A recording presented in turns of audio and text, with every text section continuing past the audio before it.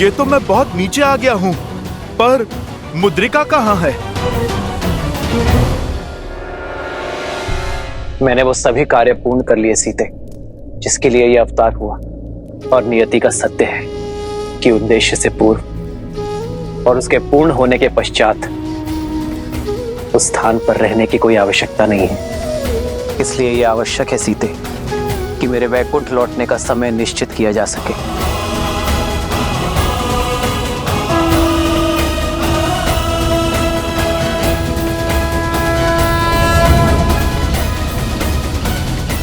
सत्य कहा नारायण ने। नारायण के लौटने के लिए वैकुंठ में पुनः शुभ आगमन के लिए दिशा, दिवस, नक्षत्र, मुहूर्त श्रेष्ठ है वो 3 दिन बाद का है। आज से 3 दिवस के पश्चात आप अयोध्या में प्रवेश करेंगे यमदेव, और नारायण श्री राम अवतार पूर्ण करके वैकुंठ लौटेंगे। योजना तो अच्छी है ब्रह्मदेव, परंतु यदि हनुमान 3 दिन से पहले पाताल लोक से श्री राम की मुद्रिका लेके अयोध्या पहुंच गए तो हर मंगल मुहूर्त अमंगल हो सकता है। कहीं यमदेव को लेने के देने ना पड़ जाएं। श्री राम ने हनुमान को पाताल लोक में भटकने के लिए नहीं भेजा है सूर्यदेव, बल्कि सत्य को समझाने के लिए भेजा है। कदाचित जब हनुमान पाताल से लौटे उन्हें इस यात्रा का मंतव्य समझ आ जाएगा।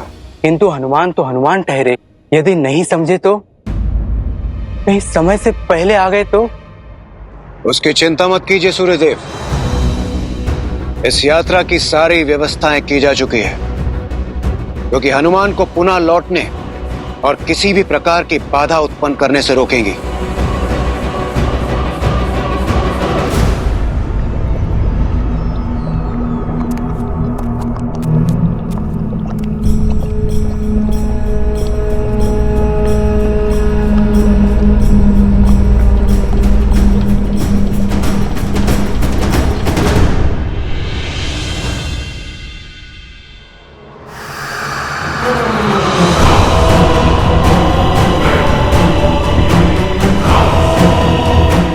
हमें तो भोजन मिल गया।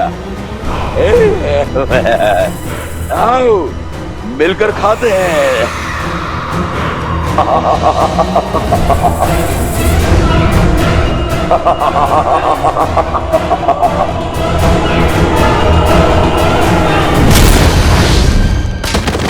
जय महावीर हनुमान।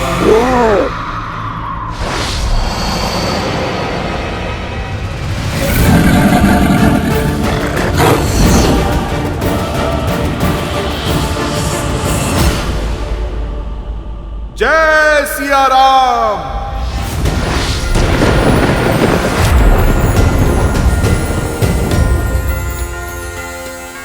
आक्रमण सामने से हो या फिर पीछे से, हनुमान सतर्क है। आगमन! बजरंग बली हनुमान, जय जय महाबली हनुमान। पता मेरे प्रभु की मुद्रिका कहाँ है? स्वर्ण मुद्रिका थी वो, चमकती हुई। बोल, देखा तूने?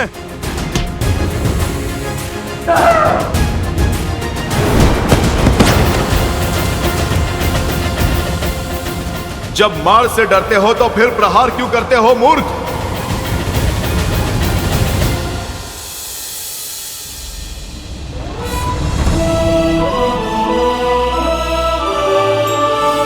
अयोध्या कुमार लोकुश की, अयोध्या कुमार लोकुश की, रघुनंदन सीता पुत्र लोकुश की, रघुनंदन सीता पुत्र लोकुश की। कुछ अनुभव किया कोई? सबके मुख पर एक मुस्कान है, किंतु आंखों में विचित्र सी हताशा भी। मुझे तो नहीं दिखता, बस उत्सुक हूँ शीघ्र पिताश्री से मिलने के लिए। अंततः कुछ समय मिलेगा उनके साथ बिताने को। उनके साथ बैठकर ढेर सारा राजभोग खाऊंगा दादी श्री के हाथ से। कुश,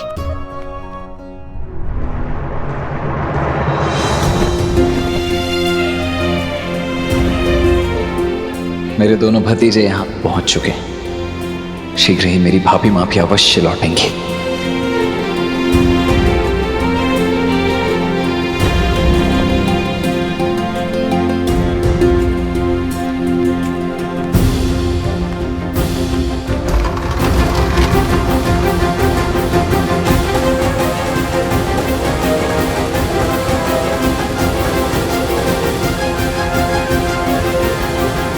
भैया भैया भैया,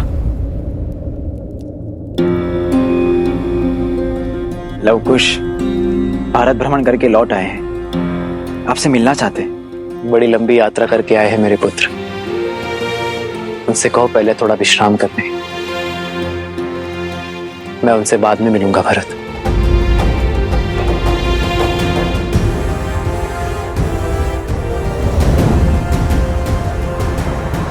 काकाश्री, प्रणाम बड़े प्रणाम काकाश्री। आयुष्मान भव पुत्रो।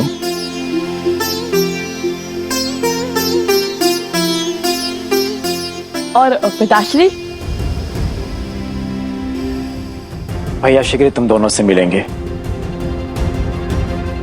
लंबी यात्रा करके आए हो, थोड़ा विश्राम कर लो, अपनी थकान मिटा लो। मैंने तुम दोनों के लिए स्वादिष्ट व्यंजनों की व्यवस्था करवाई है।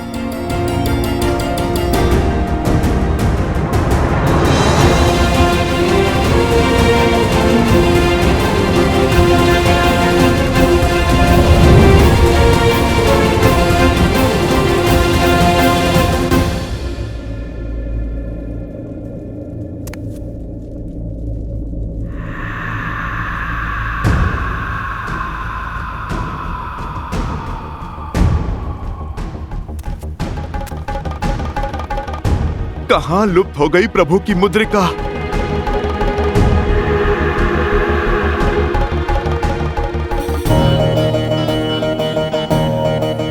ये वीणा की ध्वनि?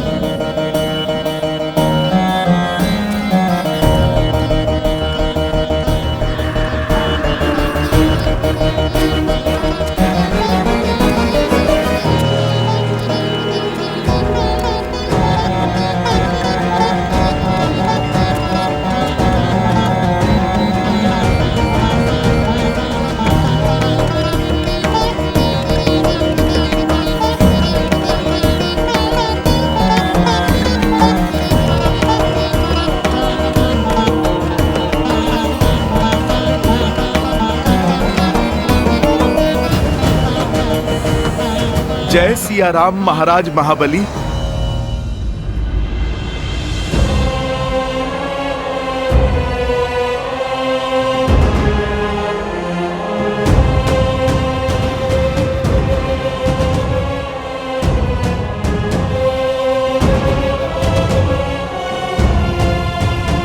बहुत सुना था आपके विलक्षण वीणा वादन के बारे में, आज मुझे सुनने का भी सौभाग्य मिला। मेरी अनुमति के बिना मेरे राज्य में प्रवेश किया है तुमने, परिचय दो अपना। महाबली, मेरा परिचय तो आपने सुना ही होगा। धर्म के स्थापक प्रभु श्री राम का सेवक, उनका दास हनुमान हूं मैं।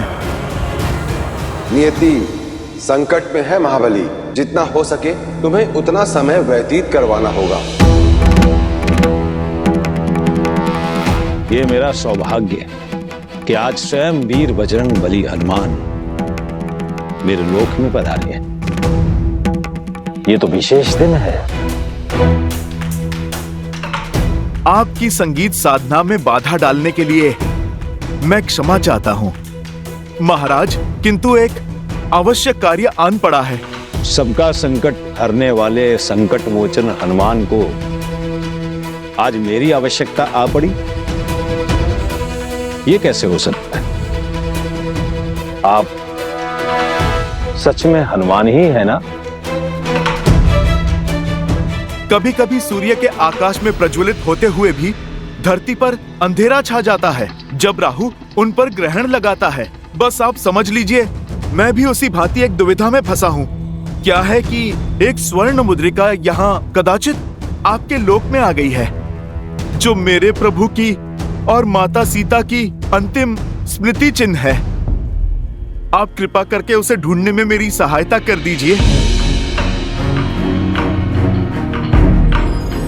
आदेश करे ब्रह्मदेव। नियति संकट में है महाबली, जिसके हल में तुम्हारी सहायता चाहिए। शीघ्र ही हनुमान कुछ ढूंढते हुए तुम्हारे लोग आएंगे।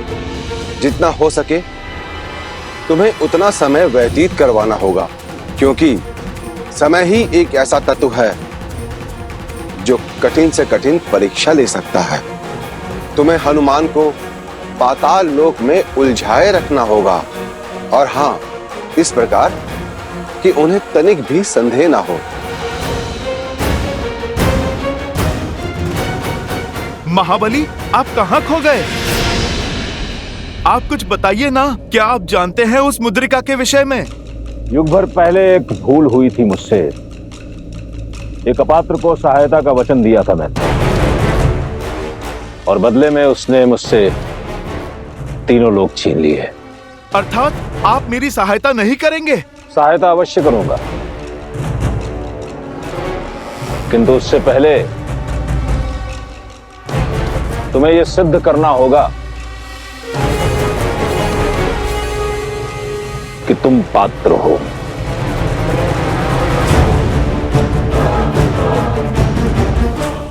भैया, हम इतने माह पश्चात बाद लौटे हैं और पिताश्री ने हमारा स्वागत नहीं किया। क्यों बाद में मिलना चाहते हैं वो?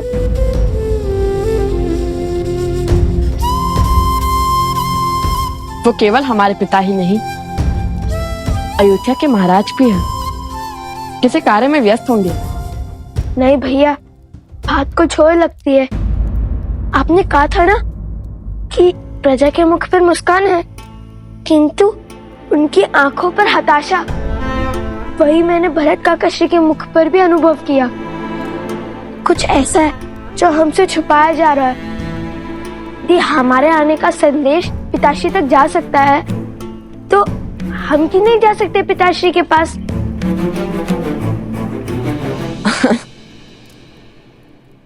जब तुम्हें भूख लगती है तब तुम कुछ अधिक ही सोचते हो। चलो दादीश्री से मिल लेते हैं।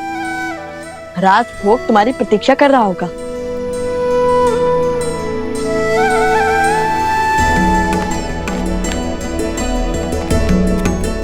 दादी माँ,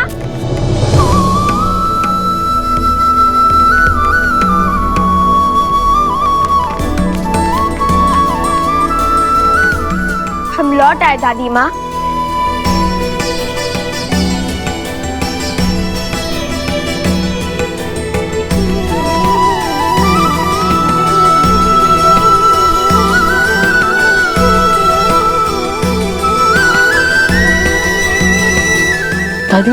दादी माँ वो आप दोनों की आंखों में आंसू। आप दोनों रो क्यों रही है? क्या हुआ? वो पुत्र सही समय पर लौटे हो पुत्र। उत्तरदायित्व संभालने का समय आ गया है अब तुम्हारा। उत्तरदायित्व? क्या कह रही हैं आप? मैं समझा नहीं। तुम्हारे पिता राम ने देह त्यागने का निर्णय लिया है। सिया राम, सिया राम, सिया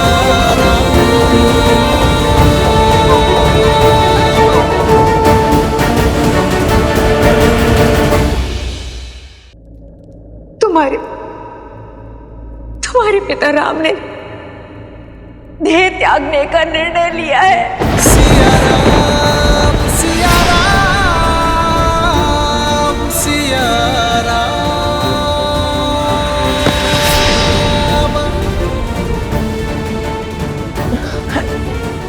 ऐसा नहीं हो सकता। हमने अपनी आंखों के सामने अपनी माता को देह त्यागते हुए देखा, उन्हें धरती में समाते हुए देखा, किंतु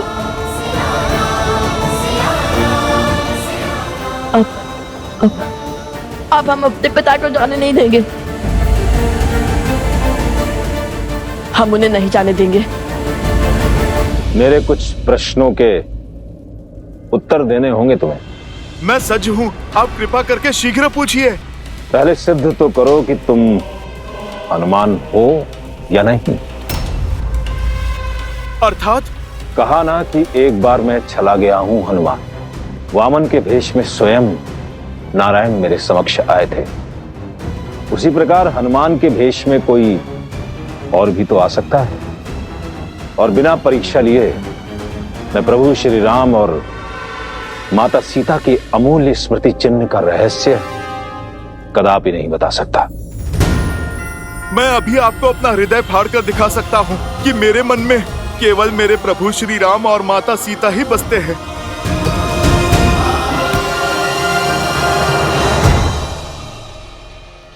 ये तो कोई मायावी भी कर सकता है। हो सकता है तुम वही हो। कोई अन्य साक्ष्य देना होगा।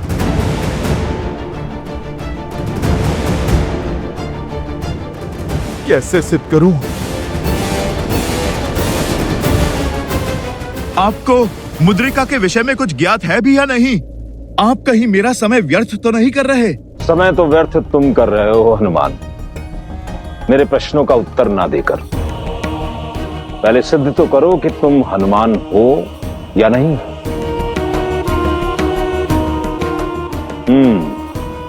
मिल गया उपाय। तो शीघ्र बताइए।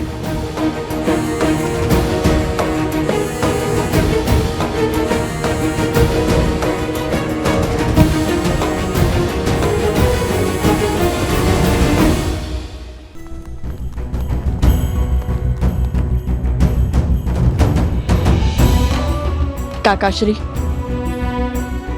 क्या पिताश्री राजभवन में है? हमें पिताश्री से मिलना है। हमें अभी अभी ज्ञात हुआ है कि उन्होंने नहीं, हमें होने नहीं दे सकते। नहीं, ऐसा नहीं हो सकता।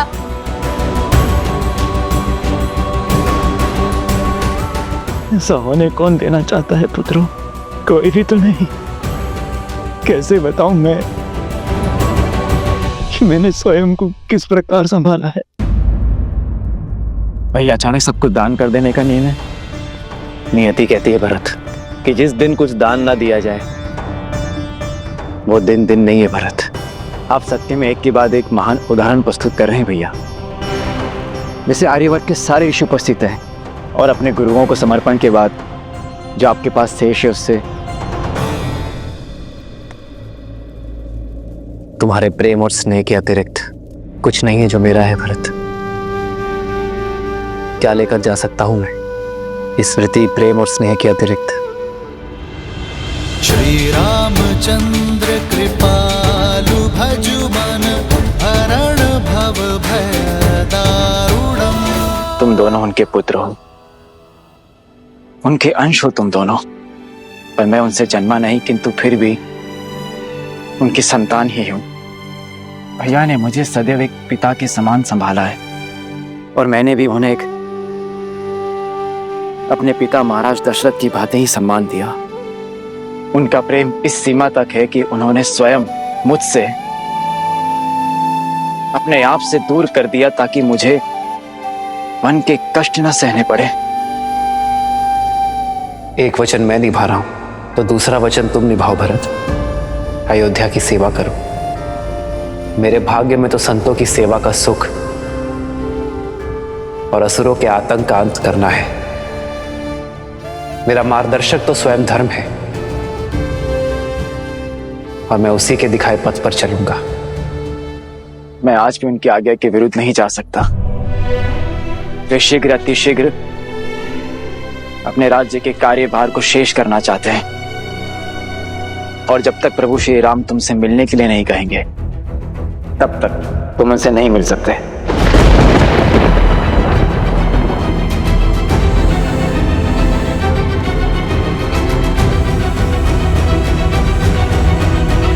फिर वो जब तक हमें स्वयं नहीं बुला लेते तब तक मैं यही खड़ा रहूंगा। लव, समझाओ इसे कि हट ना करे।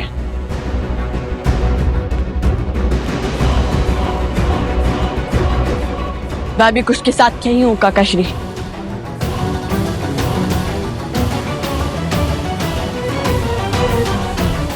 बोलिए महाबली, क्या उपाय है? तुमने हमारा वीणा वादन सुना, मुझे देख पहचान भी लिया, अर्थात तुम भी तो संगीत के अद्भुत ज्ञाता हो। मैं जितने राग बजाऊंगा तुम्हें उनका नाम बताना होगा। यदि तुम वही हनुमान हो जिसे साक्षात सूर्य ने शिक्षा दी है तो पहचान ही लोगे। ठीक है, मुझे स्वीकार है, आप बजाइए।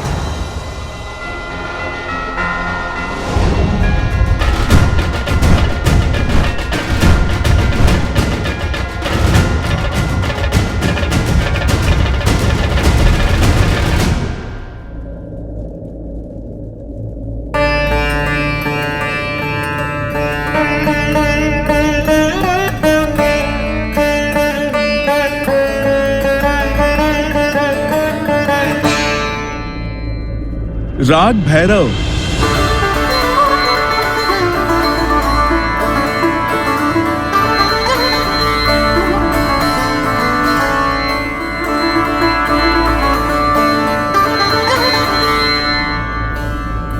राग मेघ।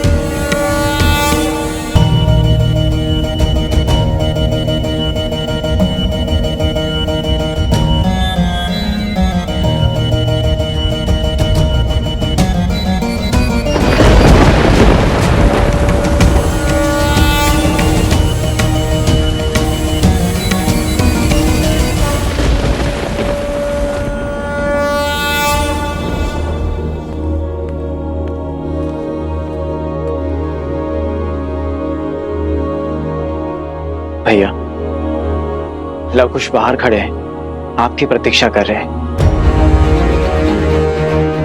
अपनी हट पे अड़े हुए बालक, जब तक आप नहीं मिलेंगे तब तक वैसे ही तेज वर्षा में भूखे प्यासे खड़े रहेंगे।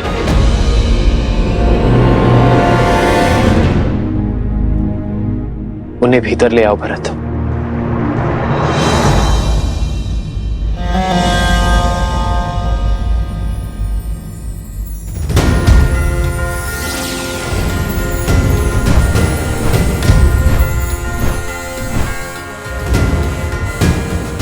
मैंने हर राग का नाम बता दिया। अब तो आपको विश्वास हो गया ना कि मैं कौन हूं? तुम्हारी भक्ति और निष्ठा श्री राम के प्रति अतुलनीय है हनुमान, उस पर किंचित मात्र संदेह नहीं किया जा सकता। मैं तो बस जाओ, मुद्रिका वहां उस ओर है।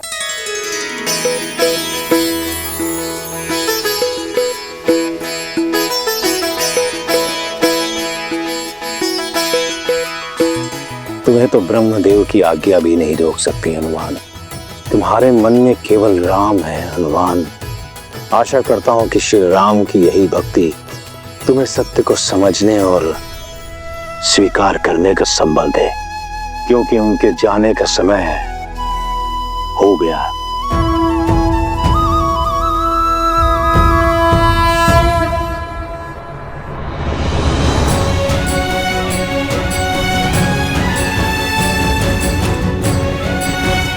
आओ पुत्र।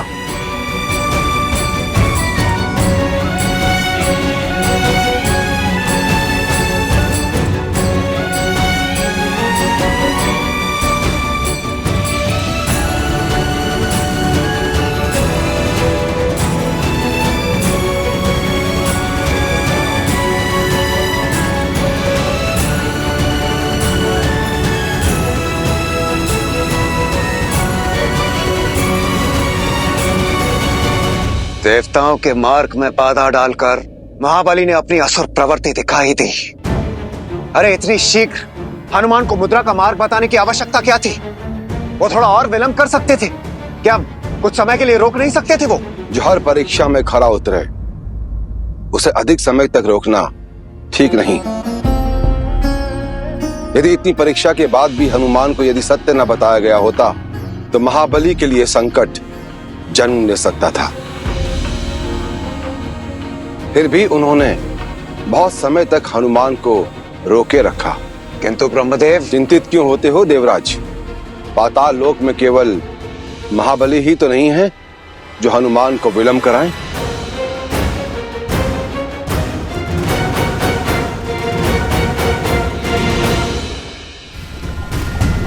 जय हनुमान ज्ञान गुण सागर, जय कपीस तिहु लोक उजागर, राम दूत अतुलित बल धामा, अंजनी पुत्र पवन सुत नामा, राम दुआरे तुम रखवारे, होत न आज्ञा बिनु पैसारे, आपन तेज संभालो आप तीनों लोक। जय सिया राम।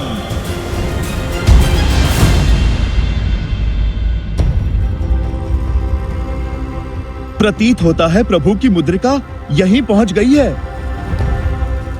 किसी ना किसी ने तो यहां पर देखा ही होगा।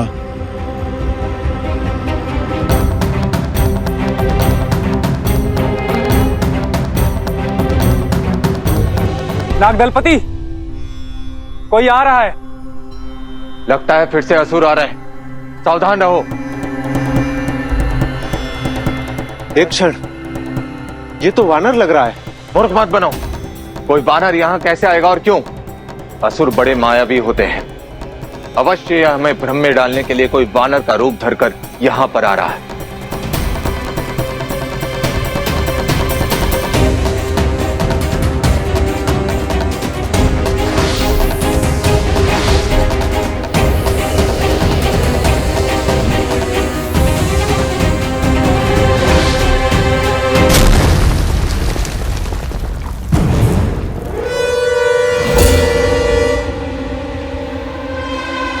ये तो सत्य में कोई मायावी है।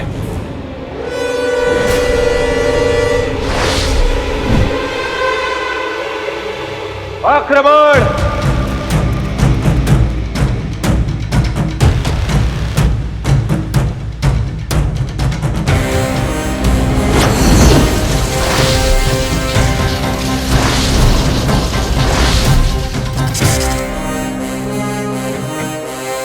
अरे मेरी बात तो सुनो। रुको बंधु मित्र नाग, अरे रुको।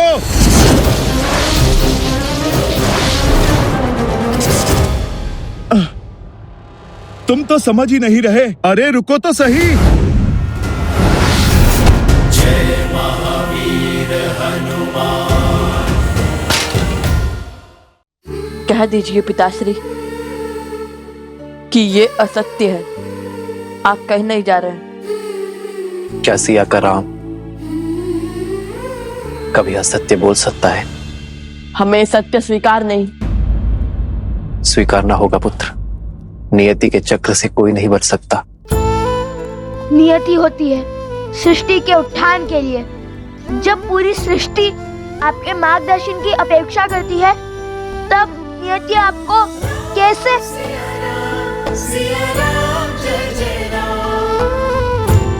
हमने जीवन भर आपके वचन का पालन किया है, किंतु आज हम अपनी आत्मा की सुनेंगे जो कहती है कि हम आपको नहीं जाने देंगे।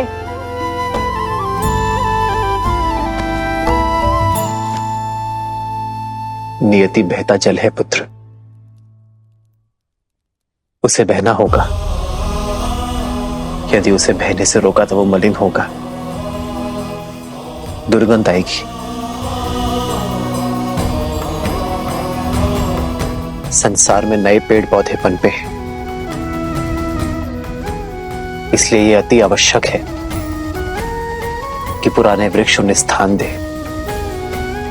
पर यदि संसार के लिए कुछ घातक है तो वो है इस चक्र को रोकना। हमें अपनी बड़ी बड़ी बातों में मत बहलाइए। हम भगवान वाल्मीकि के शिष्य हैं। नहीं सुनना हमें ये सत्य।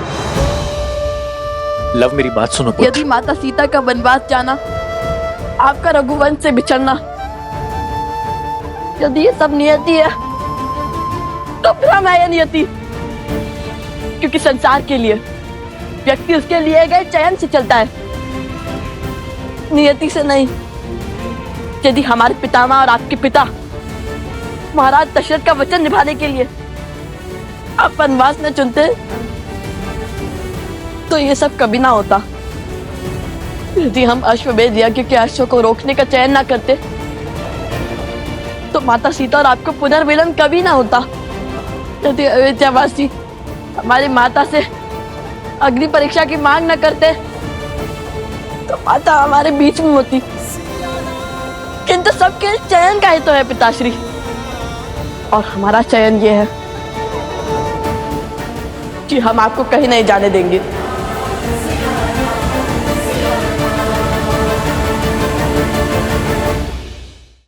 हमने जीवन भर मर्यादा निभाई है।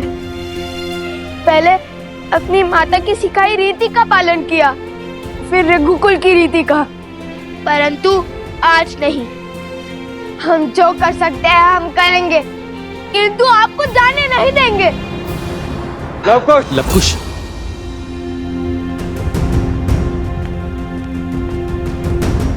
अयोध्या नरेश की आज्ञा का उल्लंघन नहीं कर सकते तुम दोनों। प्रभु श्री राम के चयन पर उंगली नहीं उठा सकते। रुको लवकुश। भरत, नहीं।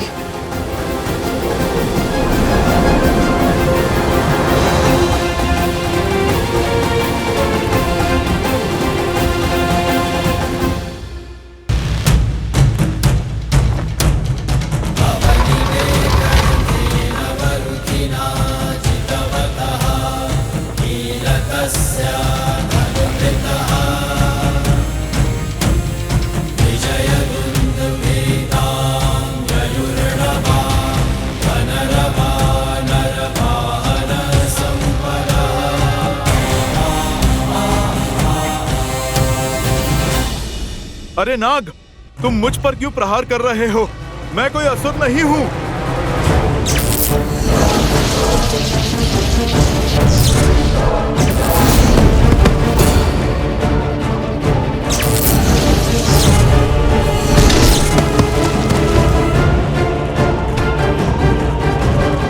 अरे अरे रुको, मेरी बात तो सुनो। मैं प्रभु श्री राम का दास हनुमान हूं।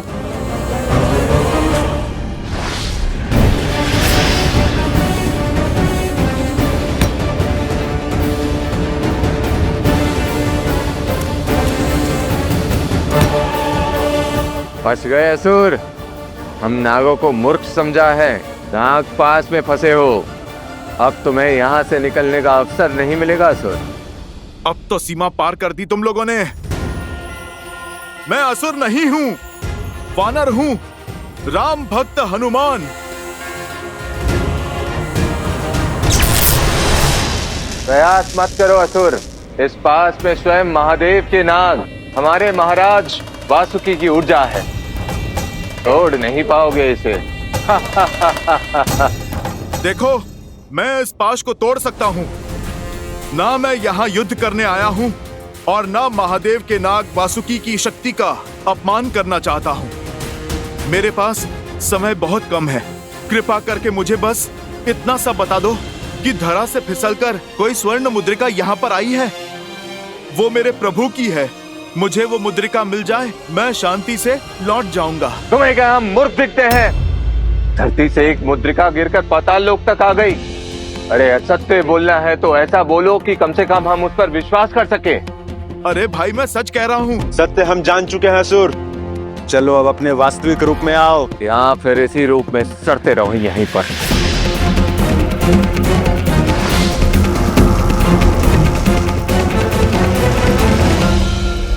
बहुत हुआ। अब तक मैं शांत था क्योंकि तुम लोग सत्य नहीं जानते थे। अब सत्य जानने के पश्चात भी तुम लोग राम काज में बाधा बन रहे हो, और ये हनुमान कदापि नहीं सह सकता। महादेव, आप मुझे क्षमा कीजिएगा। जय सिया राम।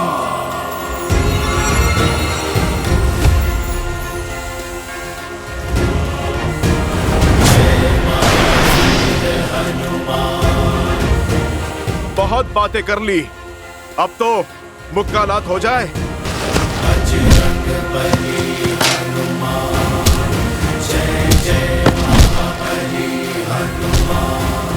अब इससे बचकर दिखा दुष्ट असुर।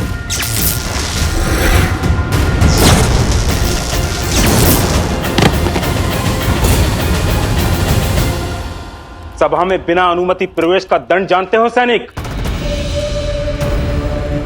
एक वानर है जो स्वयं को हनुमान बताता है। वो कोई स्वर्ण मुद्रिका ढूंढ रहा है। बहुत मारा है उसने सैनिकों को। हो सकता है कि मुद्रिका की खोज में हनुमान यहां आए, किंतु महाबली उन्हें रोकने का प्रयास करेंगे, परंतु वो उनसे भी पार करके नागलोक में आ सकते हैं। तो किसी भी मूल्य पर तुम्हें कम से कम 3 प्रहर से अधिक समय तक हनुमान को बिना ज्ञात हुए उन्हें रोके रखना है, ताकि श्री राम अपने शरीर का त्याग कर बैकुंठ धाम लौट जाए और अगले युग का आरंभ हो। शिवांश है वो, उन्हें अकारण रोकना अत्यंत कठिन होगा। तुम्हें बस हनुमान के राम काज में विलंब डालना है, और कारण अनेकों हैं।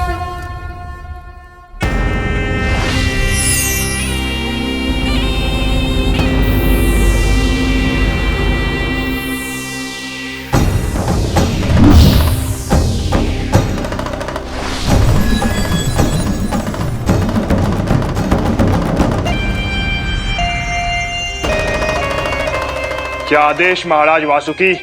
तुम्हें एक महत्वपूर्ण कार्य सौंप रहा हूं। हनुमान किसी कार्य से यहां आ गए हैं और उन्हें लगता है कि वो रामकाज, परंतु उनका यहां रामकाज में बाधा होगा। तुम्हें उन्हें आगे बढ़ने से रोकना होगा, कम से कम 3 पहर के लिए। भाग्यशाली हूं मैं जो प्रभु राम की लीला के अंतिम समय में उनका काज साधने का अवसर मिल रहा है। किंतु आप स्वयं क्यों नहीं जा रहे नागराज? क्योंकि यदि मैं गया तो मैं उनके सम्मोहन में आ जाऊंगा, और फिर मैं भगवान महादेव का सेवक हूं। स्वयं महादेव के अंश के साथ लड़ नहीं सकता। तो आज्ञा दीजिए नागराज।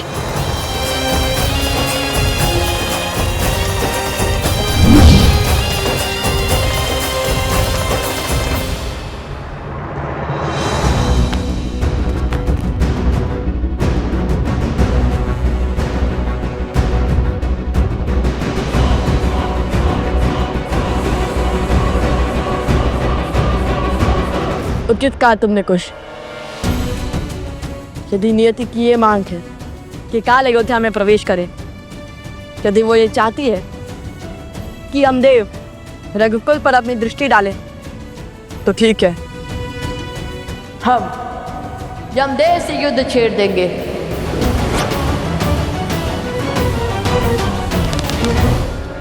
भैया, मुझे जाने दीजिए। मैं समझाता हूं उन्हें, वो कौशल राज का भविष्य है। ऐसे स्वच्छंद व्यवहार करके रघुकुल की रीत नहीं तोड़ सकते। उन्हें सीखना होगा कि अपनी भावनाओं पर नियंत्रण कैसे पाया जाए। एक दिन पूरा राज्य उनके हाथों में होगा।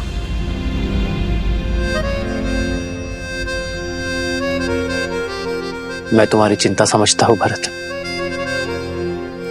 और लवकुश का भाव भी, किंतु इस क्षण मेरे पुत्र लवकुश कौशल के कुमार नहीं है। वो राम के पुत्र है, और केवल लवकुश ही नहीं, मेरा हनुमान भी इसी भावनात्मक युद्ध में फंसा हुआ है। क्या लगता है तुम्हें भरत? हनुमान ये नहीं जानता कि नियति अमर है, कि चाहे वो अपनी जितनी ही शक्तियां क्यों ना बटोर ले, नियति के पार नहीं जा सकता। और अब मेरे लवकुश सदा अपनी मर्यादा में रहे, तो आज उन्होंने अपनी सीमा क्यों तोड़ी? आज ही क्यों भरत? स्मरण है मुझे, जब मुझे वनवास जाना था तब तुम कितने भावुक हो गए थे। रघुकुल की रीति तोड़ हमारी माता कैकेयी को भी अपशब्द कह बैठे थे। भैया, हनुमान भी नियति से लड़ना चाहते हैं। लवकुश आपका अंश होने के बाद भी, हनुमान के महादेव का अंश होके भी नियति नहीं बदल सकते? नहीं भरत, न लवकुश, न हनुमान और न ही स्वयं में नियति को कोई नहीं बदल सकता।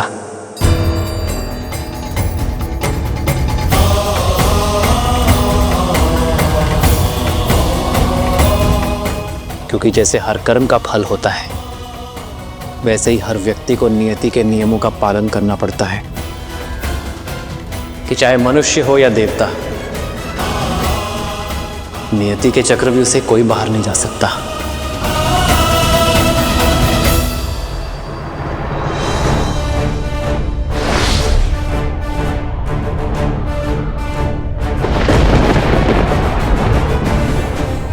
इस बाण का लक्ष्य स्वयं यमदेव।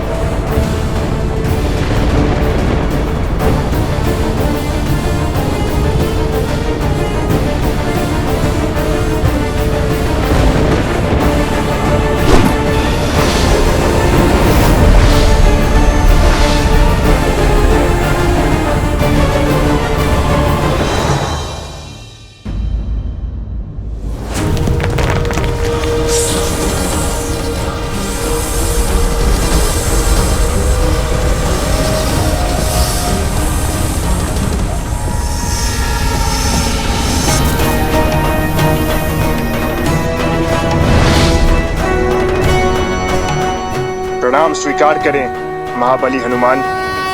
मैं आपका भक्त हूं। आपके पुत्र मकरध्वज से आपकी शौर्य गाथा सुनता आया हूं। मुझे आशीर्वाद दें हनुमान जी। चलो, मुझे किसी ने तो पहचाना, अन्यथा सब मुझे असुर ही समझ रहे थे अब तक। आयुष्मान भव। अब पुत्र, मार्ग छोड़ो, मुझे प्रभु श्री राम का काज पूर्ण करना है। प्रभु की मुद्रिका ढूंढनी है मुझे। क्षमा करे बजरंगबली, पर मैं ये नहीं कर सकता। और आपने मुझे आयुष्मान भव का आशीर्वाद दिया है, इसी कारण आप मुझ पर आक्रमण भी नहीं कर सकते। ज्ञान और बल दोनों से संपन्न लगते हो मुझे, तब भी तुम मुझसे संघर्ष चाहते हो। कोई लाभ नहीं। आपका ही भक्त हूं। आप अपने स्वामी का काज नहीं छोड़ेंगे और मैं अपने स्वामी के आदेश से पीछे नहीं हटूंगा। लौट जाइए। और मैं केवल आगे बढ़ सकता हूँ। मैंने लौटने का विचार कभी नहीं किया। तो फिर मुझे आपको रोकना ही होगा।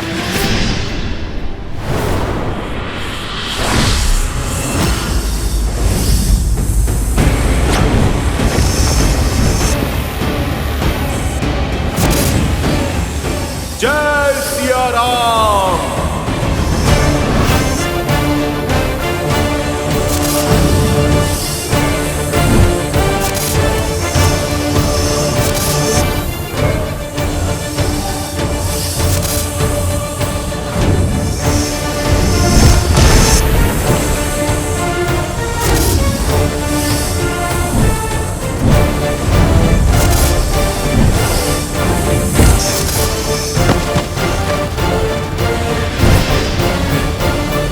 जय सिया राम।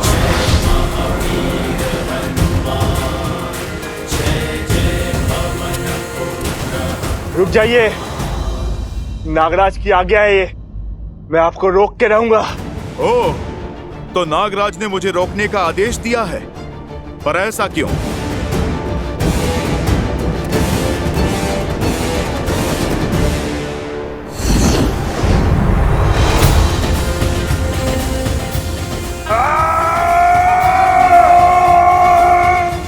मैंने आयुष्मान होने का आशीर्वाद दिया है, पीड़ा देने का नहीं।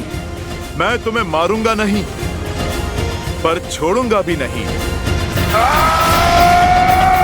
अब तुम मुझे बता भी दो कि क्यों रोकना चाहते हैं नागराज मुझे? वो आपको 3 प्रहर रोकना चाहते हैं। आपका समय व्यर्थ करने के लिए।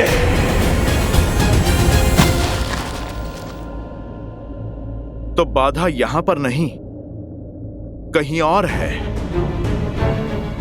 प्रश्न मुद्रिका का नहीं, कुछ और है।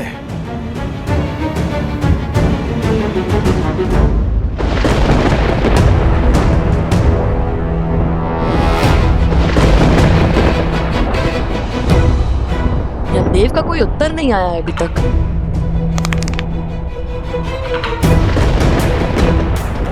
यमदेव, आपको हमसे मिलने आना ही होगा। यदि आप नहीं आएंगे तो आपको यहाँ बुलाने का एक मार्ग और है मेरे पास। मैं यहाँ से कूद जाऊंगा। कुछ आपको मेरी आत्मा लेने आना ही होगा।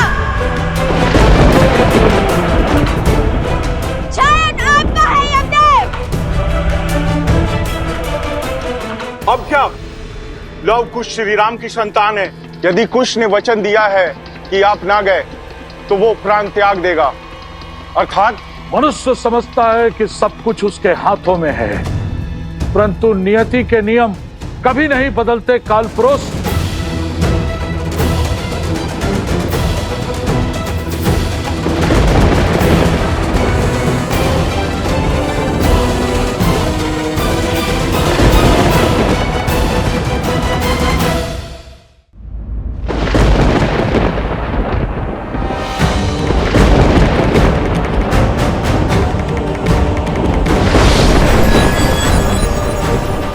प्रणाम धर्मराज।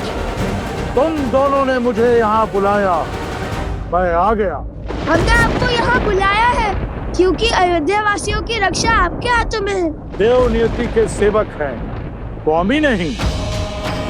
मैं भी भले ही मृत्यु का देव हूँ, लेकिन काल का निमित्त मात्र हूँ। मैं जो भी करता हूँ ब्रह्मदेव के आज्ञा के अनुसार करता हूँ। मुझसे युद्ध करके या ललकार कर तुम्हें कुछ प्राप्त नहीं होगा। ठीक है, यदि आप ब्रह्मदेव की आज्ञा का पालन करते हैं तो हमें ब्रह्मदेव से बात करनी होगी। और वो कैसे करोगे? देव आते हैं तो कुछ फल देकर जाते हैं। अब इसका हल भी आप ही बताएंगे। ब्रह्मदेव को 108 हवन का दान करो, इससे जग का कल्याण होगा और जगत पिता प्रसन्न होंगे।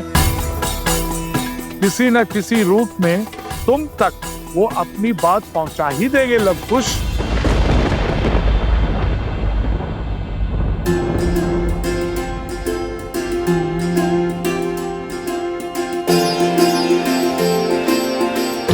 यदि हमने कोई उद्दंडता की हो तो क्षमा कर दीजिए। हमारा मार्गदर्शन करने के लिए धन्यवाद।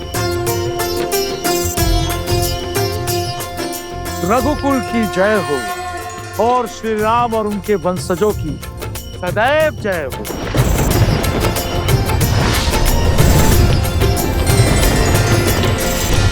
हमें ब्रह्मा जी को प्रसन्न करने के लिए पूरी अयोध्या की जनता के साथ ये यज्ञ करना होगा, तभी 108 कुंडों में एक साथ ही यज्ञ हो पाएगा। भैया,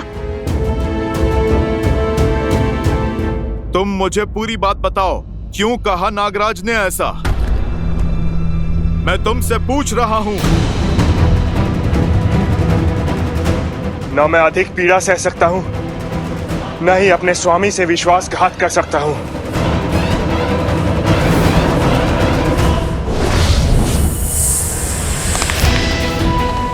तुम्हारे पास मेरे प्रश्न का उत्तर नहीं है तो मेरे यहाँ रुकने का कोई कारण नहीं है। अब मुझे सब समझ आ रहा है। कोई योजना है, ये कोई षड्यंत्र है मेरे प्रभु श्री राम के पास से मुझे दूर करने का। मुझे प्रभु श्री राम के पास लौटना है। आप दोनों की भक्ति और तप बल को हम सब मानते, पर श्री राम का निर्णय हमारी नियति है। भला हम उनके विरोध में कैसे जा सकते हैं? क्या ये धर्म होगा? जब एक राजा अपनी प्रजा की सुरक्षा ना कर पाए तो वो अधर्मी कहलाता है। यदि प्रजा भी अपने श्री राजा की सुरक्षा न कर पाए तब क्या वो अधर्म नहीं है?